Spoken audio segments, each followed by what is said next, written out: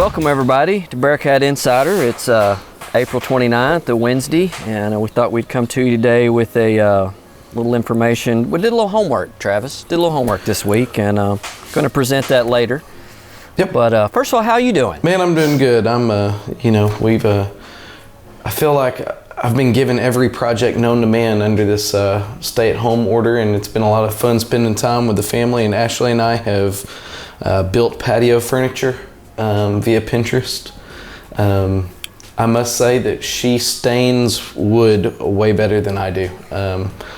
She does a much better job at that than I do. Maybe she's more patient, or I don't know what it is, but so we're making it work. We have new patio furniture. We have time spent on the patio now, watching TV and movies and getting things taken care of. How's everything going with you guys? It's going all right. Hey, what's your Twitch channel so I can watch these home improvement, get these tips, staining wood? And we're thinking about HGTV is probably going to pick us up.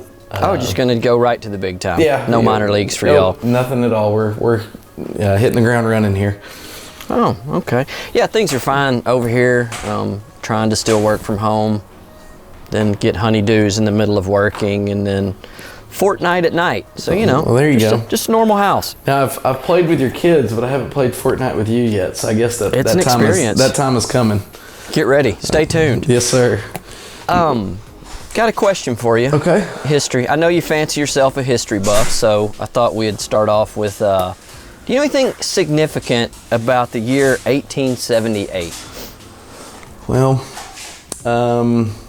now I do believe that was when Carl Benz patented the two-stroke engine. Wow, okay. No, I'm not saying it didn't happen in 1878, but that's not what I was thinking. Okay. Louis Pasteur, I think he inoculated chickens against cholera in 1878. Once again, not it. Okay. Are you sure you're not a history teacher? Okay. Well, You teach computers? I have been a history teacher in the past. Okay. All right. All right. PowerPoint's fortunate to have you, obviously. Let's see. You know, this is a fine Catholic community that we live in. So in 1878, Pope Pius IX died. Still not it. Okay. I got it. I can just tell you. No. Okay. This is a sports podcast. Manchester United, the football club out in England, it was founded in 1878. I did not know that, but that is not what I was going to say either. All right, I give up. The Pilot Point Post-Signal was founded, our sponsor, Okay. in 1878. They've been continuously operating for 142 years, which is shocking to me because I was thinking about it and trying to wrap my head around it. The date that they opened was closer to the date that the Declaration of Independence was signed than that 1878 is closer to today's date. It's crazy. That's a lot to wrap my head around. I can't even do the math. And I showed that in the Jigs Ray segment that I'm not capable of doing math. And then you doing that, I'm kind of mind blown right now. Well, in August, they will have been open 142 years. Well, and we can ensure that they stay open by going to pilotpointpostsignal.com, getting your digital subscription, paper, or both. For 1 year, it'd be $39. For 2 years, at $49. And I will say this, it is well worth the price, especially that 2 year for the price of one. It's about $24.50 a year. And at that price, how can you afford not to subscribe to it? And I was inspired by the Post Signal and our discussion about them last week, and I decided to go out this week and try to be a sports reporter myself.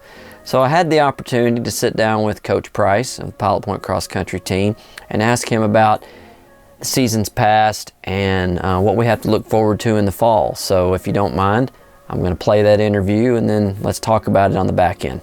And here's my interview with Jeff.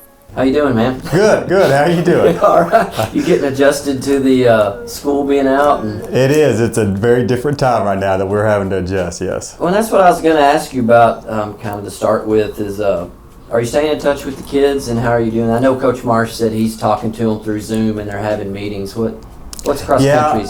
We have, I have a text message I have with the kids and we have our text remind system that we set up, so I'm able to communicate them with that and give them usually on Sundays I'll send out their weekly workouts, what it is they're supposed to do for the week, and they can post their times back to me through the text so I can see what they're running and where they're running and see if they're doing what they're supposed to be doing. So how many you getting a good response? I am think getting a real majority good of them are doing response. I know it's hard for some kids to be motivated without the coach.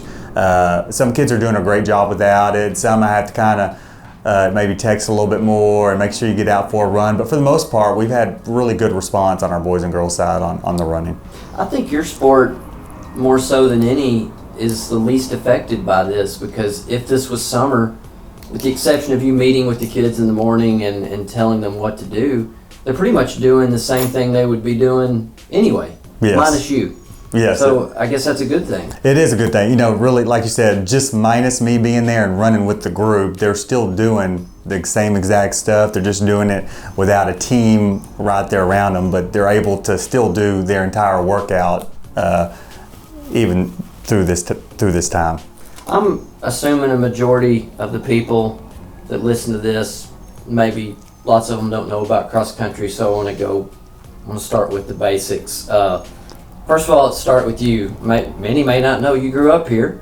Your family's from here. You even ran cross country here, right? I did run cross country here. I did not start cross country here. That was you, Mr. Kirby. But we thank you for starting and your brother really getting it going. And then we came through my senior year. We were lucky enough we had a good team to get to state our senior year, and kind of went from there. Is that kind of where you developed your love for it and your interest for it? It wasn't my favorite sport in high school. Basketball was always my favorite sport, but we realized, especially our junior year, we realized we had a good team and everybody was coming back. I think we finished fifth that year at regionals and top three. Once they were like, we're really close, we can do this next year. We had everybody coming back, and so it was something. It wasn't my first love, but it's grown on me every year, and so that's where I really kind of fell into it and really enjoyed it our senior year. And then I knew when I wanted to become a coach, I knew I wanted to do basketball and cross country. Did you, I think you're the longest tenured coach here. How long have you been at Pilot Point? Finishing up my 15th year. And then were you only in one stop before here in Pittsburgh, or were you somewhere else? I was in West Texas 1 year, then Pittsburgh for 1 year, and then I came home. Did you coach cross country there, or did your first job as cross country was that here? I was the assistant at Pittsburgh. At Pittsburgh, Yeah, and then when you 1 year. came here, you were the head coach? I wasn't the head coach right away. I wasn't even a cross country coach. The first couple of years I had Coach Cook here, and then when he left, that's when they moved me up. I asked for the job, and they moved me up to it. Gotcha.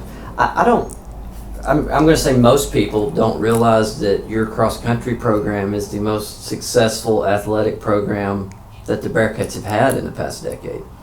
I mean, you may not look at it that way. I know you're pretty humble, and the softball program's been very successful over the past decade, but how many times have you guys been to state? Not only that, you're on a consecutive years of making it to state. We've been very fortunate. We've had a lot of really good runners, work really hard. You'll see us start of June. They run for 6 months straight, Well, pretty like you much. said, y'all are running now. Yeah, and they're already running now. So we've been fairly lucky. The guys have been to state 5 consecutive years, and the girls have been to state 6 consecutive years. So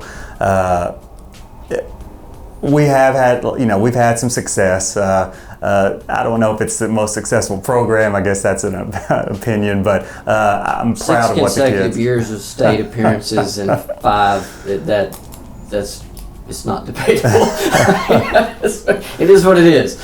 The kids put in, and cross country is also one of those deals. I think we have a lot of great parents, getting the kids up early. A lot of times, especially younger kids that don't drive, if you don't have parent involvement, it's going to be hard for cross country to work. So I've got great kids and great parents that help our program out. Well, I've noticed that on our website, the most traffic that we get in the fall, football obviously number 1, but cross country is number 2. And I think that's because of the participation that you have, and then with as many kids that are playing, then you also have that many more parents that are following it. How big is the program? How many boys and girls? I know you coach both. What are we looking at as far as participation on an average year? Usually a little bit more boys and girls, but we'll have roughly 30 high school runners, typically roughly 20-ish boys and roughly 10 to 15 girls, give or take, depending on the year.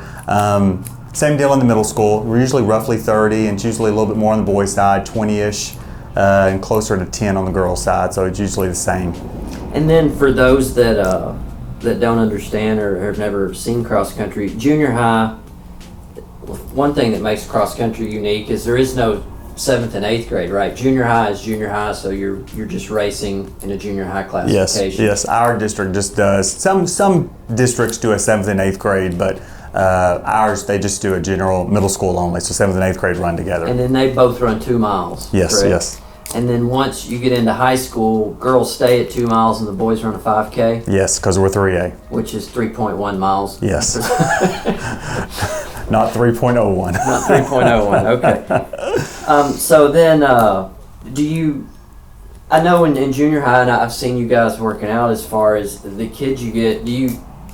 I think cross country is an opportunity for some kids. The only opportunity they have to be in athletics. It seems like some kids that get involved in that really aren't involved in other sports. Yeah, we have a lot of kids that are cross-country track only kids. Now we'll get a few basketball kids that want to run, or I'll get a couple of volleyball or football kids, but I would say the majority, probably 80-90% of our kids that run, they are cross-country track kids only. So yeah.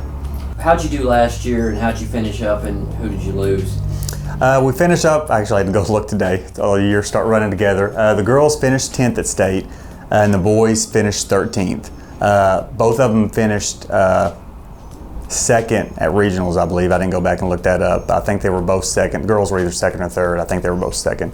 And then they were both, boys were district champs, and the girls were second at district. So we battle back and forth with Whitesboro every year. They're a top-notch program too that we battle back. So we had a very successful year. Losing, lost 3 boys on the boys side, and we lost 3 girls. We lost 3 and 3 on both sides. So that kids that they may have not ran varsity at the state meet, but they were varsity kids at some point. I think at the state meet we lost 2 on the boys side, and I think just 2 on the girls side.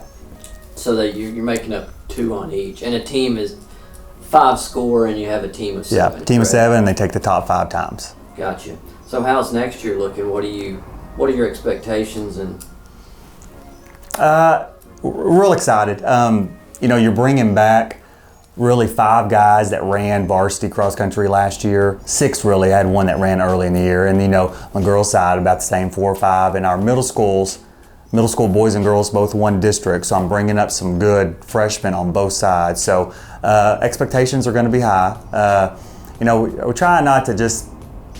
The kids always set a goal. They want to go to state, but we really try to talk about their goals individually and times. Because if they all reach their goals time-wise, then usually the team goals will follow suit after that. Gotcha. As far as looking forward to next year, have you been able to set your schedule up yet? I mean, is that something you can do? A couple of meets. You get on. There's a website where they post the meets. A couple of them have been posted. It's still a little bit early for all of them, so we'll probably have a similar meet. I think we started last year with a relay, and I think we went to Boyd. We'll probably do that again because there's a good chance the district meet will be in Boyd this year. They're in our new district, and so they hosted their last season's district meet. We usually go to Pottsboro, but Pottsboro is no longer in our district, so we'll probably start the season out with the relay and back to Boyd, and then we'll go from there.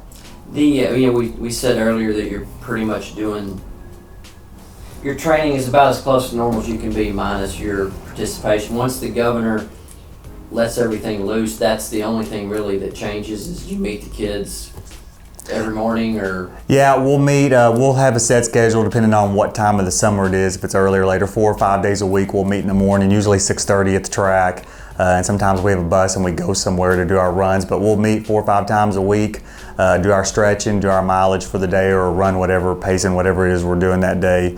Some type of cardio, plyo type of stuff.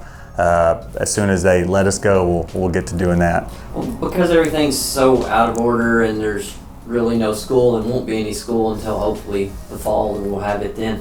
If there are kids out there or parents that hear this and when I want to get my kid involved in cross country, what do you want them to do? How do they get a hold of you? They can email me. It's funny, we did the little teacher drive through the other day last Friday, and I put my email asking for all cross country runners, so they can contact me at the school. my number's all around. But Okay. jprice@pilotpointisd.com. Email me, and I can start sending that kid a schedule. We can They get really need to contact you now because Yes. you're really doing things. Yeah, now. we're already running now. We can get them on a text remind where they can get entering that to where I can send out group text message to the kids on what their workouts need to be. But really looking for more runners, especially young runners, incoming 7th graders. I know I usually go to the intermediate and talk to the 6th graders before they come up. I didn't get to do that this year, so any of those 6th graders moving up. That's the main group because I've never actually been in contact with that group. But anybody that wants to run, I don't care what grade level, email me and let me know, and I can get you a workout and get you on our text remind and get you rocking and rolling. Explain to everybody what the new district is and what that really means in the cross country world. We were in a tough cross country district anyway. They send 4 teams to state, and our district typically sends 2 boys and 2 girls teams. So 8 districts, our district would send at least 2. So of the other 7 districts, they're only sending 2 combined. So, and then we would send a bunch of individual runners from our district. So us in Whitesboro, well, we got in a very tough district. Valley View's coming into our district, Boyd's coming into our district. I don't know if a lot of people don't know, Valley View boys are a tremendous power across country, across the state. I think they finished 2nd last year at state in 2A. They're an extremely good established cross country program. Boyd is extremely good. We're a football town. To put it in football perspectives, imagine putting Pilot Point and Brock and Pottsboro and Gunner all in the same district, and only 3 of those teams can move on from district. Cross country wise, we only send 3 teams out of district. So it's not the top 4 teams like football, basketball, all this other stuff. It's only 3 teams. So our kids we're going to have to run really well just to get out of district. Our kids know that. They know the district that we're in. That's why they're already working now. They look forward to the challenge. And like I said, it could be a blessing. You're going to have a tough team. Got roughly 64 teams in our region. Probably 4 or 5 of the best teams. We probably have 5 of the best 7 teams in the region in our district. So that's how tough our district is, but that'd be a good challenge for our kids moving forward. Did Boyd make it to state last year? Yeah, Boyd made it to state. I think they actually beat us at the state meet. So we have 4 teams in our new district that were in state last year. Yes. And you're saying the way that it works, one of those teams is not even going to make it out of district. Won't even get out of district. And that's not even counting. We have another team, S&S, who at regionals, I think they finished 6th. So, they're up and coming. So our district is really loaded cross country wise. So there is zero doubt we have the toughest district in the region. It's got to be one of the top 3 in the state cross country wise. Well, Chance, that was really nice hearing you sit down with Coach Price. Y'all did a great job. I didn't know that you were such a good sports reporter there, sitting in and doing like 60 Minutes with Chance. I didn't realize I was a sports reporter either, so you find out something new even at almost 50. Well, very good. The interesting thing is, and what people might not understand, is that while cross country tends to kind of get pushed to the back burner due to being a fall sport, and you have other big sports going on right there, that is really impressive. The 6 years and 5 consecutive years for those programs going to the state meet. That is a heck of a run, and that's a heck of a kind of a pat on the back for Coach Price and for those kids, and then the work they're able to do. So that is just super impressive. I think that is the second most participated fall sport behind football. I would think that's probably an accurate statement. Volleyball, there's good participation, but you only get one side as far as gender goes, whereas with cross country, you're going to get boys and girls, and so that ups the, not enrollment, but participation for that sport for sure.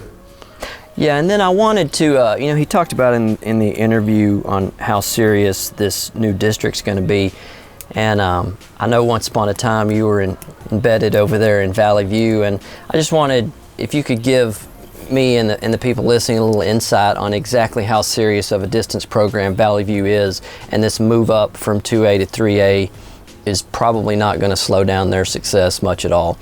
And I don't anticipate it doing that. I didn't realize the cross-country success that Valley View had until I was over there, but I had known they were very, very good distance runners as far as track season went. And I had known the cross-country and distance coach over there for a while. That's Mark Davidson. And if you want to talk about the glue that keeps that program together as well as the driving force behind it, Coach Davidson is it. He does a fantastic job of keeping the kids motivated and keeping them locked in. And not only that, he's driven by data and analytics, and they run a program. They're in the weight room. They're doing all kinds of stuff all the time, running outside with parachutes. He runs a top-notch program, and so I don't see that changing. I don't see them having a lull in their success just with the move up. Yeah, and I think that, and I think Coach Price felt the same way. The competition may be a good thing. I mean, if you're competing that hard in district and going ahead and moving up, you're not going to be overwhelmed by the competition increasing in regionals and moving on to state. I mean, sounds like they're going to be seeing the same guys pretty much every week. Yeah, well, and the thing about that is those kids are battle tested. If they've been there and done it in 2A, it's not like the actual course changes or the expectations change, just the people that you're running against. But the stopwatch is always going to be I guess you could say, the enemy or the opponent.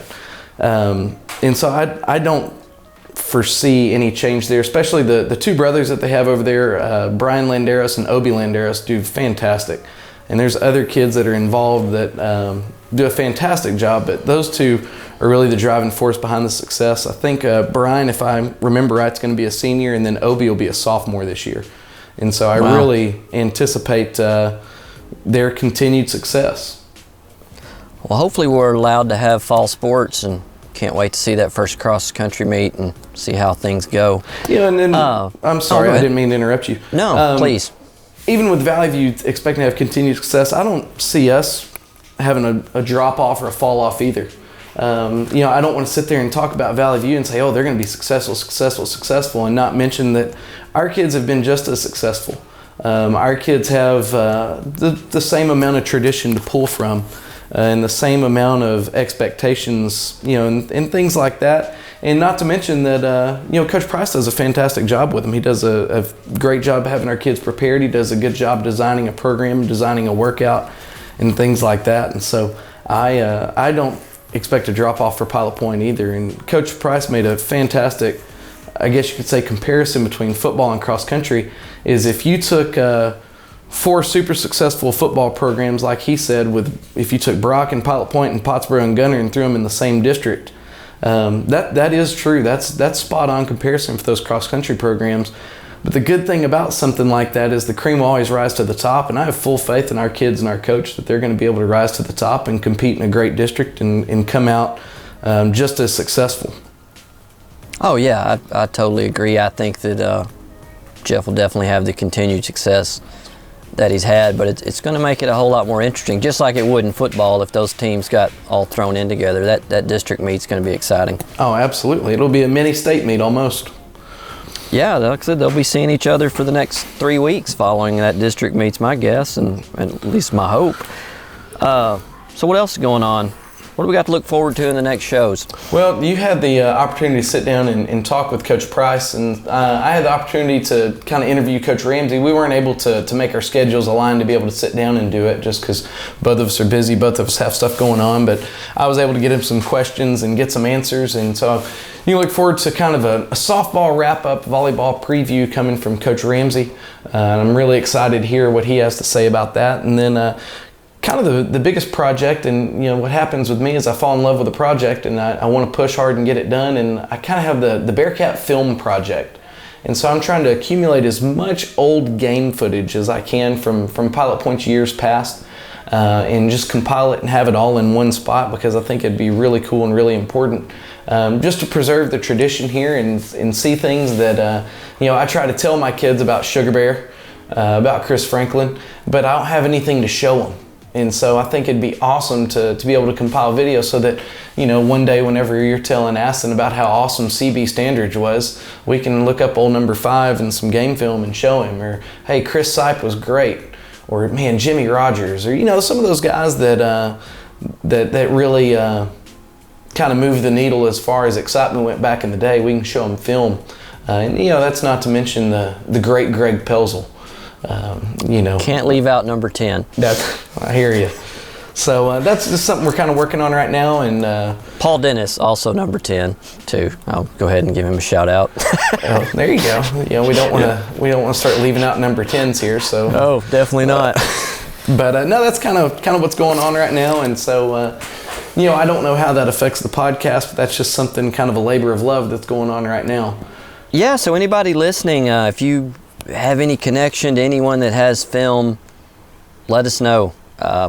Give us a holler, see if we have it. Or if you have a film that you want to know that we have to see, same thing, just let us know and we can try to work together.